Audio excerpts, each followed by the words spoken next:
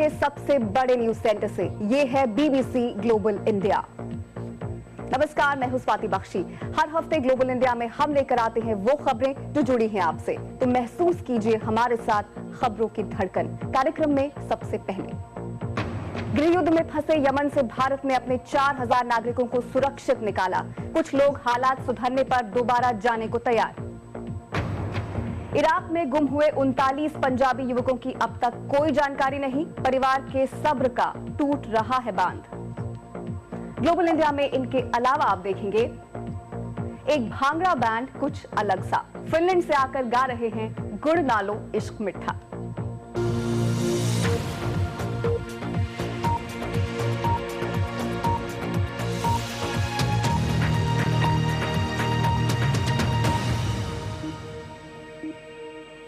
स्वागत है आप सभी का ग्लोबल इंडिया की इस ताजा कड़ी में।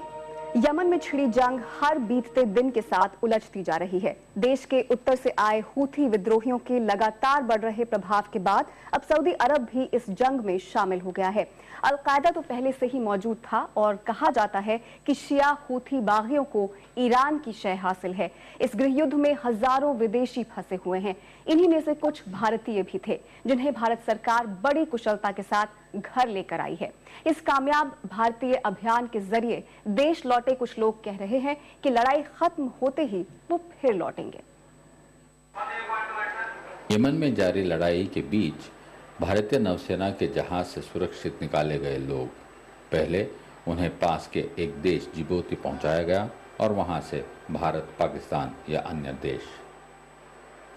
पाकिस्तानी नौसेना ने भी कुछ ऐसे ही लोगों को बाहर निकाला है। लेकिन हमको ये यमन में एक तेल रिफाइनरी में काम करने वाले पीएस थॉमस अब बेंगलुरु में अपने परिवार के बीच हैं। उन्होंने अदन के एक होटल में मौत को बेहद करीब से देखा। वो आके दरवाजे को मारा, आके सीधा ऐसा हाथ दिखाया, बिंदु दिखाया तो एकदम डर गया। फिर मैं ऐसे जोर से बोला, हम इंडियन है करके जोर से बोला। फिर वो लोग थोड़ा ठंडा हो गया, बोला तुम ये प्लेस सही नहीं है, तुम कैसे भी जाने का। फिर मैं उससे रिक्वेस्ट किया, वो एरिया का ही आदमी है, रिक्वेस्ट किया हम अभी जाने का या कल जाने का। वो बोला वो तुम्हारा मर्जी, हम कुछ गारंटी नहीं, कुछ हो गया तो। पर इन खतरों के बावजूद थॉमस को उम्मीद है कि यमन में अमन होगा और वो फिर वहां लौटेंगे। कुछ ऐसी ही राय थी बीएस श्रीधर की, जो कई 10 साल से यमन में एक बड़ी कंपनी में काम कर रहे हैं। अभी जब मैं वहाँ से निकला तो अपना ग्रुप का जो चेयरमैन है, उन्होंने कहा था कि सब ठीक हो जाएगा यहाँ पर इंशाल्लाह जल्दी, और जब भी ठीक हो जाएगा तो मैं आपको बताता हूँ और आपको आना पड़ेगा। तो बिल्कुल जाएंगे, क्यों नहीं जाएंगे।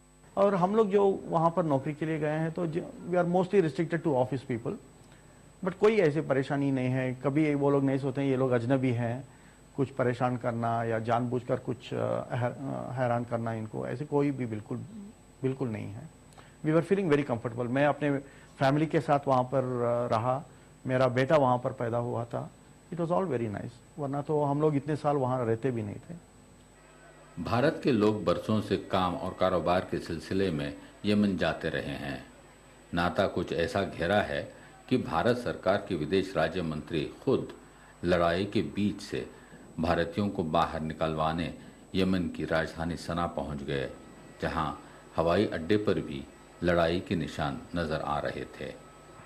Yes, it is dangerous. People are suffering. When you are in such a situation, lot of things can happen. हाँ, काफ़ी ख़तरनाक स्थिति है, लोग मुश्किल में हैं। ऐसे हालात में ख़तरा होता है, मगर आप पूछें कि मैं चिंतित हूँ तो मैं कहूँगा नहीं।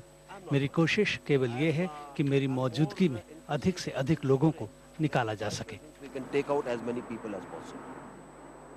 यमन से अधिकतर भारतीयों को बाहर निकाला जा चुका है।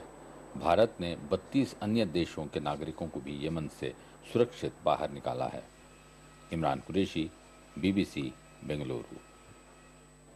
और इसी मुद्दे पर हमने बात की यमन में भारत के राजदूत रह चुके रंजीत गुप्ता से, और सबसे पहले पूछा कि वहां पिछले कई वर्षों से संकट बरकरार है, इसके बावजूद इतनी बड़ी संख्या में भारतीय आखिर कैसे फंसे रह गए हैं।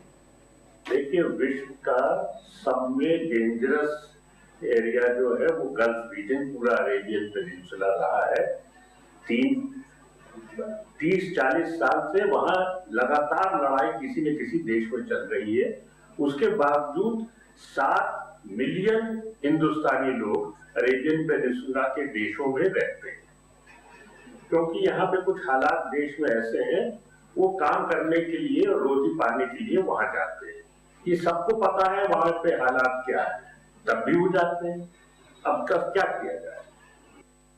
यमन हो या मिडिल ईस्ट के अन्य देश, वहां भारतीयों की बहुत बड़ी आबादी रोजगार के लिए जाती रही है। क्या सरकार के पास ऐसी कोई ठोस व्यवस्था होती है जिससे कि संकट के फौरन बाद अपने नागरिकों की मदद की जा सके? किसी भी देश का दुनिया में किसी को इसका कोई आइडिया नहीं था कि ये चीज होने वाली है। तो भारत सरकार ये दूतावास भी वहां से किस तरीके से बता सकती थी? जैसे ही ये परिस्थिति हुई है, सरकार ने जो कुछ कर सकते थे कर दिया। 7 दिन में उन्होंने 4000 लोग वापस ले आए। और मैं एक और चीज भी कहना चाहता हूं, मैं तो वहां पे कई साल रहा हूं। अगर हम लोग पहले से कहते भी तो नागरिक हमारे वापस आने के लिए तैयार नहीं होते। एक और चीज भी आपने गौर की होगी कि कुछ लोग जो यहाँ वापस आ गए हैं, उन्होंने एकदम अभी कह दिया है कि जैसे ही स्थिति थोड़ी सी इम्प्रूव होगी वहां पे हम वापस चले जाएंगे। ये थे यमन में भारत के पूर्व राजदूत रंजीत गुप्ता। ग्लोबल इंडिया में आगे, पाकिस्तान के थर में 3 साल से अकाल, अब सौर ऊर्जा से साफ पानी लोगों तक पहुंचाने की कोशिश।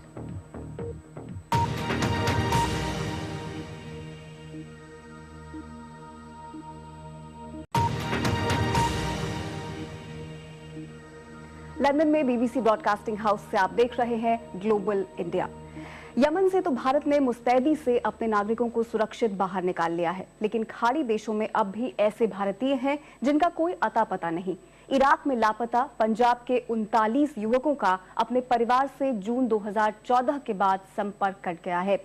ये लोग उत्तरी इराक में नौकरी करते थे। उत्तरी इराक के इस्लामिक स्टेट के हाथों चले जाने के बाद से ही इनकी कोई खबर नहीं है। सरकार ने आश्वासन दिया है कि उनका पता लगाने की कोशिशें जारी हैं, लेकिन परिवार वालों के सब्र का बांध टूटने की कगार पर है। पंजाब से रविंदर सिंह की रिपोर्ट। जीतो अपने बेटे सोनू की ये तस्वीर हर किसी को दिखाती है, इस उम्मीद में कि कोई तो उसके लाल की खोज खबर देगा। उसे इराक भेजने के लिए जैसे तैसे 1 लाख का इंतजाम किया था। अब वही फैसला उसे रुला रहा है। अब तो सरकार के दिलासों पर भी जीतो का भरोसा टूटता जा रहा है।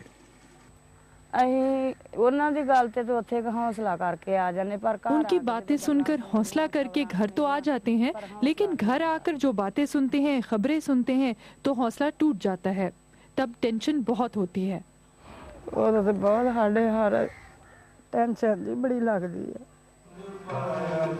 ऐसे ही कई परिवार अपनों के बारे में सुनने के लिए बेकरार है। ये परिवार कई आला भारतीय अधिकारियों के अलावा विदेश मंत्री सुषमा स्वराज से मिल चुके हैं। अमृतसर से इराक गए हरसिमरत की मां को अपने बेटे का आखिरी फोन पिछले साल 15 जून को आया था। अब वो कहती हैं कि कुछ तो पुख्ता जानकारी मिले, वो चाहे बुरी खबर ही क्यों ना हो। ये कहंदे भी तुसीं साडे ते विश्वास रखो, सच्चे पातशाह दे गाड़ी अरदास करो, बंदे सारे ठीक ठाक है। वो कहते हैं कि हम पर विश्वास रखो और अरदास करो, आपके लोग ठीक ठाक हैं। वहाँ से आने के बाद राहत मिल जाती है। हर बार वो लोग यही कहते हैं कि बंदे ठीक हैं। उन्हें वो 2 बातें कहने में क्या दिक्कत है? फिर हम चाहे जिए या मरें। वो सानू जो बार-बार कहंदे भी बंदे ठीक ठाक है, तो फिर ਇਹਦੇ ਵਿੱਚ ਕੱਲ ਨੂੰ ਵੀ ਤੇ ਜਵਾਬ ਦੇ ਹੈਗੀ ਹੈ ਨਾ। ਤੇ 2 ਗੱਲਾਂ ਕਹਿਣ ਚ ਉਹਨਾਂ ਨੂੰ ਕੋਈ ਜ਼ੋਰ ਵੀ ਨਹੀਂ ਲੱਗਦਾ। ਕੀ ਮਤਲਬ ਉਹਨਾਂ ਨੂੰ ਸਾਡੇ ਨਾਲ ਕੀ ਮਤਲਬ है? भारत का विदेश मंत्रालय कहता है कि इराक में फंसे इन युवकों के बारे में पुष्ट जानकारी का अभाव है और वो जानकारी जुटाने के लिए हर संभव प्रयास कर रहे हैं। लेकिन जिनके अपने लापता हैं, उन्हें तो अपने सारे सपने आंखों के सामने चकनाचूर होते दिखाई दे रहे हैं।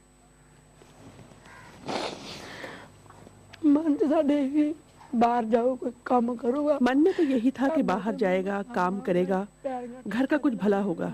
दिहाड़ियों से या यूपी में जाकर धक्के खाने से तो अच्छा होगा। आस तो बड़ी थी, लेकिन अब कोई चारा नहीं बचा। खाड़ी देशों में किसी संकट के बाद अपने नागरिकों को बाहर निकालने के लिए पंजाब सरकार की कोशिशें एक तरह से सामान्य खबरें समझी जाती हैं। मगर इराक में फंसे पंजाब के कामगारों का क्या हुआ? इसे पता लगाना भारत सरकार की विदेश नीति के लिए एक मुश्किल इम्तिहान बनता जा रहा है। खबरें अभी और भी हैं, लेकिन पहले BBC global exclusive round up, दुनिया की बड़ी खबरों पर बीबीसी की खास नजर। सीरिया के फलस्तीनी शरणार्थी शिविर यारमूक पहुंचे बीबीसी संवाददाता आसफ अबूद। यारमूक में भीषण लड़ाई चल रही है। खुद को इस्लामिक स्टेट कहने वाले लड़ाके पिछले हफ्ते इस शिविर में घुस गए थे, जिसके बाद ताजा संघर्ष शुरू हुआ। अब तक हजारों लोग यहां से निकलकर भाग चुके हैं, लेकिन अनुमान है कि करीब 18,000 अब भी फंसे हुए हैं। अमेरिका के बोस्टन में थी बीबीसी संवाददाता रजनी वैद्यनाथन, जहां एक ज्यूरी ने साल 2013 में हुए बोस्टन मैराथन बम हमले के अभियुक्त जोखर सारनाइफ को सभी 30 आरोपों के तहत दोषी करार दिया है। धमाके में 3 लोगों की मौत और 260 घायल हुए थे। सारनाइफ पर लगे इन 30 आरोपों में से 17 के लिए मौत की सजा हो सकती है। कीनिया में मौजूद बीबीसी संवाददाता मिल्टन नकोसी का कहना है कि गरीसा विश्वविद्यालय में 4 अप्रैल को हुए चरमपंथी हमले का एक हफ्ता बीतने के बाद अब सरकार लोगों में विश्वास बहाली की कोशिशों में जुट गई है। इस्लामिक चरमपंथियों के इस हमले में 150 लोगों की मौत हो गई थी। हालांकि सरकार को आलोचना झेलनी पड़ रही है कि वह इस हमले को रोकने के लिए और पुख्ता इंतजाम कर सकती थी। और पिछले 3 साल से भारत की सीमा से सटे पाकिस्तान के थर इलाके में सूखा पड़ा हुआ है। इन दूर दराज इलाकों में सरकारी सहायता भी मुश्किल से पहुंच पाती है। बारिश न होने की वजह से पीने के पानी की समस्या बेहद गंभीर होती जा रही है। लेकिन अब सौर ऊर्जा के सहारे जमीन से निकलने वाले खारे पानी को साफ करने की परियोजना शुरू हुई है। इससे लोगों की आस बंधी है। थार के इस दूर दराज के गांव में लक्ष्मी भील कड़ी मेहनत में जुटी हैं। यहाँ की ज्यादातर महिलाओं की तरह घरेलू जरूरत के लिए पानी जुटाने की जिम्मेदारी इन्हीं की है। इन कुओं का पानी साफ दिखता है, मगर ये प्रदूषित है और अक्सर इंसानों के इस्तेमाल के लायक नहीं होता। बस कोने दुकान भाई मथा में बसे कौन तो जो आबादी थी जो हमारे यहाँ पिछले 3 साल से अच्छी बारिश नहीं हुई है। खुद के खाने और बकरियों को खिलाने के लिए बमुश्किल कुछ बचा है। यहाँ जबरदस्त गरीबी और कुपोषण है। सैकड़ों नवजात बच्चों की मौत के लिए सरकारी लापरवाही को जिम्मेदार बताया जाता है। मगर अब सौर ऊर्जा से चलने वाले ऐसे प्रोजेक्ट उम्मीद लेकर आए हैं। इनमें जमीन के भीतर के पानी को निकालकर रिवर्स ऑस्मोसिस से साफ किया जाता है। प्रोजेक्ट चला रही कंपनी के मुताबिक तकनीक से लाभ तो हो रहा है, लेकिन कई बार दूसरी मुश्किलें आ जाती हैं। No problem as far as the plant is concerned. Plant में कोई समस्या नहीं, पर कई बार ऑपरेटर इन्हें चला ही नहीं पाते। जब भी कोई शिकायत मिलती है, हम 24 घंटे के भीतर उस पर काम शुरू कर देते हैं। कंपनी के अधिकारी इसके बाद बीबीसी टीम के साथ एक गांव गए, जहां एक प्लांट कुछ हफ्तों से खराब था।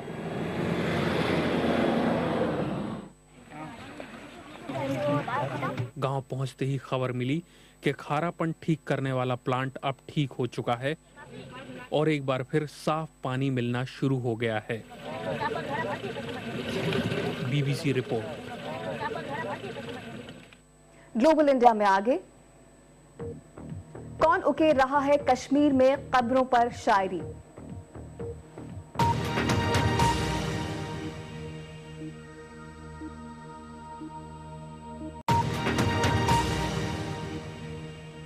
आप देख रहे हैं ग्लोबल इंडिया, मैं हूं स्वाति बख्शी। भारत प्रशासित कश्मीर में कब्रों के सिरहाने पत्थर लगाकर उन पर शायरी लिखने की परंपरा है। यहाँ की बहुत सारी दूसरी बातों की तरह इसे भी सूफी संत सैयद अली हमदानी से जुड़ा हुआ बताया जाता है। हालांकि कुछ लोग कब्र पर पत्थर लगाने को गलत भी कहते हैं। कब्रगाहों के ये पत्थर कभी चीख कर और कभी सरगोशी से कई कहानियां कह जाते हैं। साल 1994 में कश्मीर में हिंसा चरम सीमा पर थी। महज 15 साल के नौजवान बेटे की मौत पर माँ बाप का बेपनाह गम कब्र के सिरहाने लगा ये पत्थर दिन रात दोहराता रहता है। मासूम हो तुम, शहीद जिंदा जावेद हो, तुम जावेद ही नहीं बद्र की तस्वीर हो। 90 के दशक में ही मृतक हुए एजाज अहमद मखदूमी को संगतराश ने शहीद बुलाया है और कामना की है कि उन्हें जन्नत में जगह मिले। हर एक कब्र के पे लिखा है, हर एक कब्र, ये तो सब एक ही हिसाब से हैं, सब एक ही, जो भी लिखा है सबका लिखा है, अलग अलग शेर लिखे लेकिन एक ही सब ने लिखा है ऐसे ही। कब्र के पत्थरों पर शेर व शायरी और सजावट के काम में कश्मीर में सैकड़ों लोग लगे हुए हैं। कहते हैं इस्लाम के विस्तार का मूर्तिकारों की रोजी पर गहरा असर हुआ। तब सूफी संत सैयद अली हमदानी ने उन्हें अपनी कला को निखारने का कोई दूसरा साधन ढूंढने को प्रेरित किया। ये तो सर जी वो आते हैं, हमारे पास आते हैं और उसके बाद वो अपने साथ कोई कागज़ लाते हैं सर, उस पर लिखा होता है कि कोई शेर, वो बोलते हैं इस तरह लिखो और हम लिखते हैं। किसी को पता नहीं होते, वो उनके पास इल्म नॉलेज नहीं होता है सर, उसको हम खुद एडवाइस देते हैं और अपने हिसाब से बनाते हैं, कोई शेर हम खुद लिखते हैं। मोहम्मद नसीर बच्चू का परिवार इस काम में पिछले 50 सालों से लगा है। हाँ, कभी कभी ऑर्डर भी देते, ज़्यादातर ऑर्डर ही है, कभी कभी हम ये एडवांस में भी ये बनाते हैं खुद भी। उस टाइम तो ज़्यादातर ये पत्थर चलते थे। आज जब मिलिटेंसी उठी है, मिलिटेंसी में जब शहीद हो गए हैं बहुत सारे कश्मीरी, उस टाइम से आज तक ये मार्बल स्टोन्स ज़्यादा लगाते हैं। बात तब खत्म होती है जब बच्चू मोहम्मद इकबाल का वो शेर सुनाते हैं जिसे वो किसी खरीदार के ऑर्डर पर एक कब्र के लिए तैयार कर रहे हैं। आसमां तेरी लहद पर शबनम आफशानी करे, सब्ज़े नूरुस्तां इस घर की निगहबानी करे। किसने कहा है कि इतिहास या मोहब्बतों की दास्तानें महज कागज़ों पर दर्ज की जा सकती हैं? कश्मीर में इतिहास के हिस्से कब्रों के सिरहाने लगे पत्थरों पर भी दर्ज हैं। फैसल मोहम्मद अली, BBC, श्रीनगर। पश्चिम में हिजाब पहनने को लेकर अक्सर विवाद होते रहे हैं। फ्रांस में इसके खिलाफ कड़े कानून भी बनाए गए हैं। ऐसे में कोई अमरीकी ईसाई महिला हिजाब पहने तो उसका क्या अर्थ होगा? अमेरिका के इलिनॉय शहर में रहने वाली जेसी एगन कहती हैं कि वो अल्पसंख्यक होने का दर्द समझना चाहती हैं। अमेरिका के इलिनॉय से वीडियो जर्नलिस्ट एना ब्रेसनन की रिपोर्ट। मैं जेसी एगन हूँ, 2 बच्चों की माँ हूँ। मेरी शादी को 12 साल हो गए हैं और हाँ, मैं ईसाई हूँ।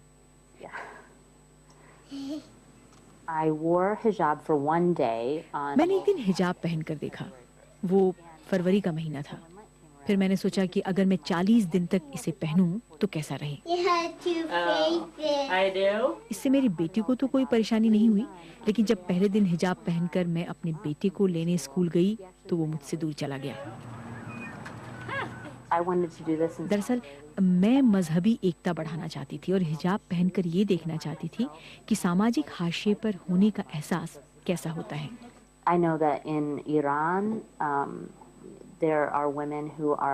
मैं जानती हूँ कि ईरान में कुछ महिलाएं केवल हिजाब ही नहीं बल्कि अनिवार्य रूप से इसे पहनने के खिलाफ खड़ी हुई हैं और मैं उनका समर्थन भी करती हूँ।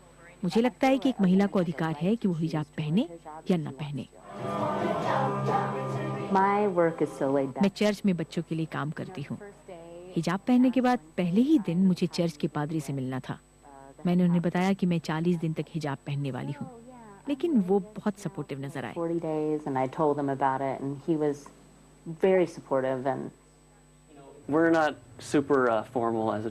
हम चर्च के नियमों को लेकर बहुत कठोर नहीं हैं। जेसी को हमारा पूरा समर्थन है।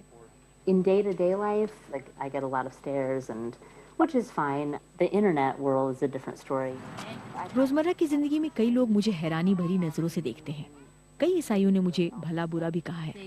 जो भी लोग मुझे इंटरनेट पर भला बुरा कह रहे हैं, मुझे उनके साथ भी प्रेम करना सीखना है। Those people that are attacking me on the internet, I have to learn to love them too. संगीत में है वो बात, संगीत जाए सरहद के पार। ये बहुत ही सुनी सुनाई सी बात है, लेकिन इसके उदाहरण इतने दिलचस्प है कि आपको रोमांचित न कर दें, ये हो नहीं सकता। ऐसा ही है फिनलैंड का एक बैंड जिसकी जुबान तो नहीं लेकिन दिल पंजाबी जरूर है। मुझे लंदन में इस बैंड से मिलने का मौका मिला। लंदन के पेकहम इलाके में तैयारी चल रही है धमाकेदार भांगड़ा संगीत कार्यक्रम की। ये खास है क्योंकि इसे पंजाबी नहीं कुछ परदेसी पेश कर रहे हैं। ये है फिनलैंड से आया पंजाबी बैंड शावा। देसी बीट वाले इस विदेशी बैंड के भांगड़ा से प्रभावित होने की कहानी भी अनोखी है। ये बहुत ही अजीब आइडिया था। एक शो के बाद आधी रात को मैं और मेरा दोस्त फिनलैंड के ग्रामीण इलाके से लौट रहे थे। स्टीरियो पे जबरदस्त भांगड़ा म्यूजिक प्ले हो रहा था। अचानक हमें आइडिया आया कि क्यों न इसे फिनिश भाषा में इस्तेमाल किया जाए। Why not do this music in Finnish language? ये बैंड पंजाबी गाने भी गाता है और फिनलैंड की सोमी भाषा के गाने भी, मगर उनमें भी वो भांगड़ा ताल का ही इस्तेमाल करता है। Bhangra is the best. It's simply the best. दुनिया भर का संगीत सुनने के बाद मुझे लगता है कि भांगड़ा सबसे बेहतर है। इसमें जिंदगी है, ऊर्जा है। इस पर नाच सकते हैं और देखिए ये देशों को जोड़ रहा है जैसे हम जोड़ रहे हैं, फिनलैंड, भारत और ब्रिटेन को। India and in Britain. Band के 5 में से 4 सदस्य भारत जा चुके हैं, लेकिन इन्होंने अभी तक वहां अपना कोई कार्यक्रम पेश नहीं किया है। शावा बैंड को इंतजार है उस दिन का जब वो भारत में अपने भांगड़ा का हुनर दिखा सकेंगे।